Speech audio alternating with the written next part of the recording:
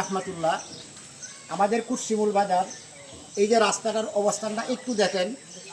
এখানে যত মানুষ আসে কেউ কিন্তু ভালো কাপড় নিয়ে যাইতে পারে না, কিন্তু এখানে দেখেন দুইটা স্কুল, একটা হাই স্কুল এবং একটা প্রাইমারি স্কুল। সামনে আছে একটা কেজি স্কুল, ওইখানে আছে একটা মাদ্রাসা। ওইটা তো একটা বাজার, কিন্তু বাজারে যদি একটা রাস্তা এরকম হয়, হাওরের রাস্তা বলতে বলতে তো মুখে ব্যথা এসে করছে, কোনো লাভ নাই। আমরা বাড়ি অঞ্চলের মানুষ সবচেয়ে বেশি অবহেলিত, এটা দেখার মতন কিন্তু কেউ নাই। যদি থাকতো, নেতৃত্ব যখন দেশের নির্বাচন আসে, আমাদের বাড়ি অঞ্চলে মানুষ নেতৃবৃন্দ আসে ভোটের জন্য, ভোট নিয়ে চলে যায়, আর এখানে আসার কোনো প্রয়োজন মনে করেন না।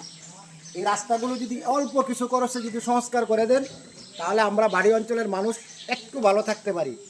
আশা করি আমাদের এই ভিডিওগুলো শেয়ার করবেন এবং এই দেশের নেতৃবৃন্দকে দেখার একটু সুযোগ করে দিবেন। ধন্যবাদ।